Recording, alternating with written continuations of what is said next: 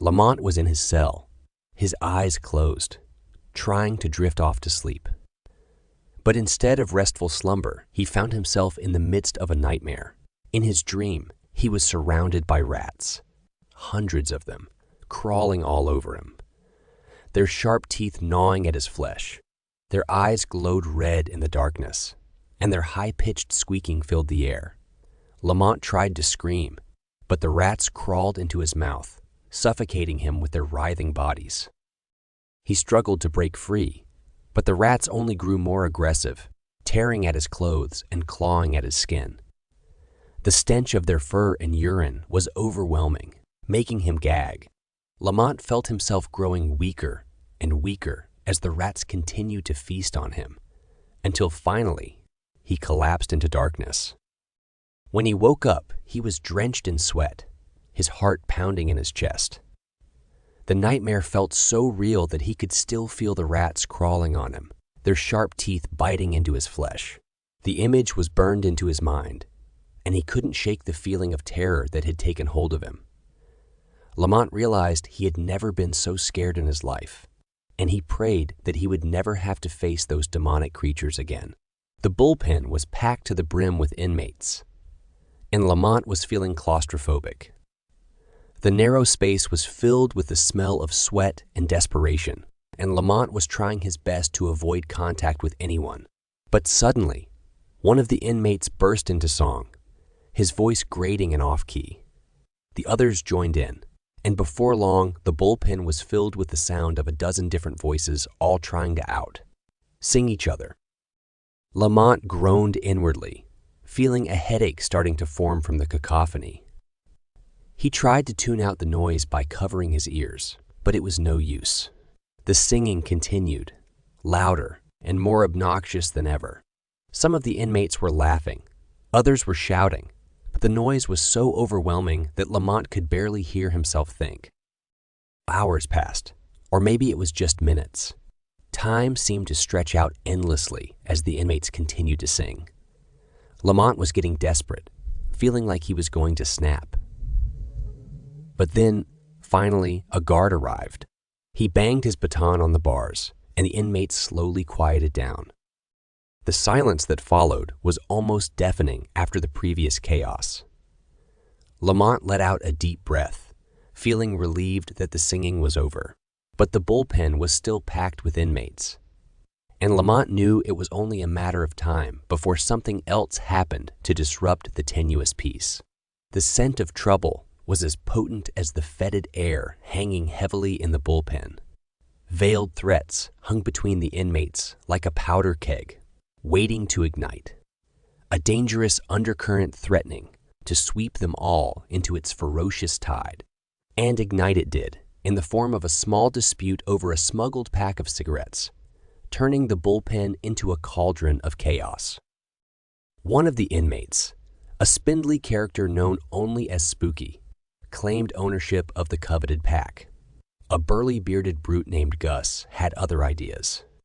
Words escalated into shoves into punches, and within moments the simmering tension exploded into a full-blown brawl.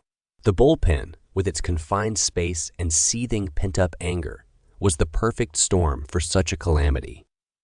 Guards stormed the pen, their stern faces twisted into masks of irritable aggression. Warning shouts turned into frenzied screams as they unloaded canisters of pepper spray into the tumultuous mass of fighting inmates. The air turned acrid, a blinding, burning fog of chemical cruelty that sent men to their knees in agonizing torment. Cries of pain and anger echoed through the pen, a chilling soundtrack to the scene of bedlam. Inmates clutched their eyes and gasped for breath, the oppressive fog stinging their lungs and blinding their sight. Lamont was no exception. The burning sensation, both physical and metaphorical, consumed Lamont. His eyes streamed tears, not just from the burn, but also from a cocktail of pent-up frustration, anger, and a crushing sense of injustice.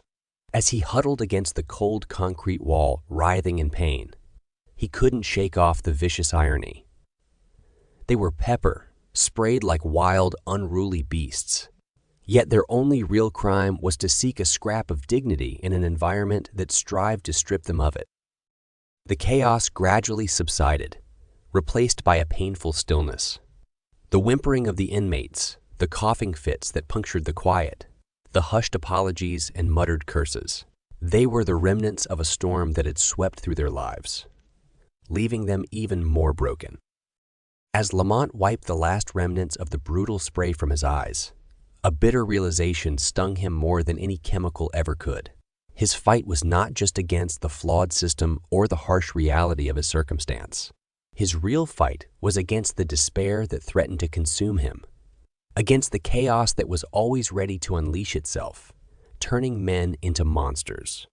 In the aftermath of the chaos, as the stinging effects of the pepper spray faded, the inmates were left nursing bruised egos and broken spirits.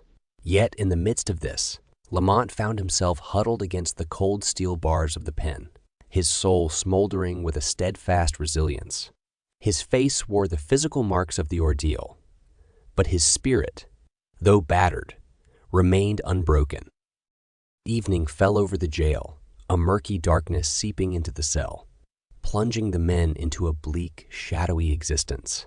The solitary, dim light bulb hanging from the ceiling cast an eerie glow over their hardened faces, their grim expressions reflecting the harsh reality of their predicament. The pen was quieter now, an uneasy truce having settled among the inmates, their earlier passions doused by the stinging repercussions of their outburst. Alone with his thoughts, Lamont allowed his mind to roam outside the concrete walls and steel bars. He thought of his uncle Leon, a fierce wave of guilt washing over him. He remembered the look of disappointment on Leon's face the last time they spoke. Yet it was the memory of Leon's unwavering belief in him that kindled a spark of hope in his desolate heart. Tuning out the cacophony of hushed whispers and the occasional grunt from his cellmates, Lamont resolved to turn this experience into his testament of survival. He would not allow the system that had wrongly condemned him to shatter his spirit. Instead, he would use this hardship as fuel, transforming his anger and frustration into determination. His mind, trained through years of harsh living and bolstered by Leon's teachings, understood that survival was not just about physical resilience. It was a mental battle, a fight against despair, and a continuous struggle to hold on to hope even when everything seemed hopeless. His mind whirled back to the words Leon once told him in life. Lamont, there are no victims or villains, just survivors. In that moment, cramped in the bullpen, surrounded by the smell of fear and desperation, Lamont felt the truth of those words seep into his core. As the night stretched on, Lamont's body curled onto the cold, hard floor. His heart pounded against his ribs, matching the rhythm of his resolve. Despite the turmoil around him, he held onto a flicker of hope, a silent pledge to endure, to fight, and ultimately to survive. Thus, in the heart of darkness and amidst unforgiving turmoil, Lamont fortified his resolve, kindling the flames of his endurance. For he was no longer just an inmate.